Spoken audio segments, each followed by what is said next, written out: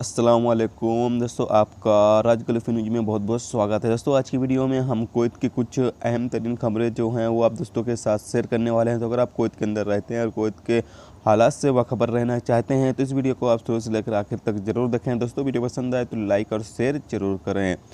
चलिए दोस्तों, भी बढ़ते हैं अपडेट की तरफ। दोस्तों, आज की जो खबर है वो शुरू करने से पहले जैसा कि आप सभी दोस्तों की तरफ से एक सवाल जो है वो बहुत ही ज़्यादा मिल रहा है, जिसमें ये पूछा जा रहा है कि भाई क्या कुवैत के अंदर कोई टाइम जो है वो मिलने वाला है जिससे कि जो लोग गैर कानूनी तरीके से रह रहे हैं वो अपने मुल्क जा सकें। तो दोस्तों, इस हवाले से अभी फ़िलहाल में कोई अपडेट नहीं आ रही है। अगर इस हवाले से कोई भी अपडेट आएगी तो इंशाल्लाह हम आपके साथ फौरी तौर पर उसे शेयर ज़रूर करेंगे। और मेरी भी यही दुआ है कि इंशाल्लाह इस तरह की अपडेट आए ताकि जो लोग गैर कानूनी तरीके से रह रहे हैं वो लीगल तरीके से अपने मुल्क जा सकें। दोस्तों, आज की पहली खबर ये है कि कुवैत वजारत दाखिला में ट्रैफिक डिपार्टमेंट ने आज ड्राइविंग लाइसेंस के रिन्यूअल के लिए एक ऑनलाइन सर्विस शुरू करेगा। जो अल सियासा रिपोर्ट के मुताबिक जो लोग अपने ड्राइविंग लाइसेंस को रिन्यूअल करने की मांग कर रहे हैं वो वजारत दाखिला की वेबसाइट पर जा सकते हैं, जहां उन्हें ज़रूरी प्रोसेस पूरी करनी होगी। वो प्रोसेस मुकम्मल करने के बाद उन्हें मशीनों के ज़रिए ड्राइविंग लाइसेंस हासिल करने में कामयाबी हासिल होगी।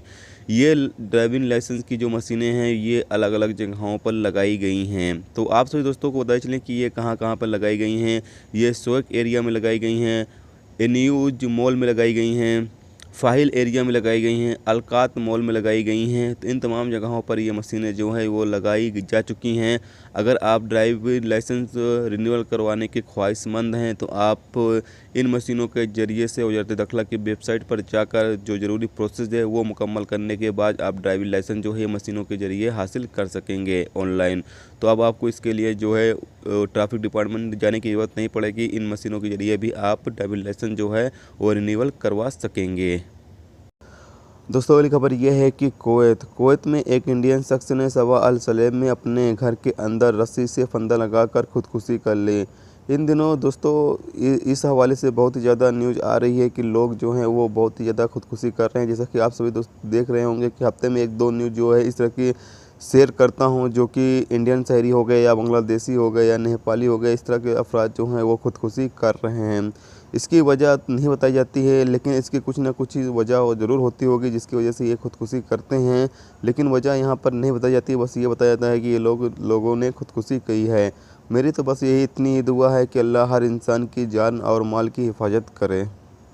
दोस्तों, अगली खबर यह है कि कुवैत वफरा रोड पर एक्सीडेंट के नतीजे में एक शख्स हलाक जबकि 9 दूसरे लोग जख्मी हो गए, जिसमें बच्चे भी शामिल थे। जो जख्मी हो गए उनको इलाज के लिए अस्पताल में दाखिल करा दिया गया है और इस चीज़ की तहकीकात की जा रही है कि आखिर हादसा किस वजह से पेश आया था।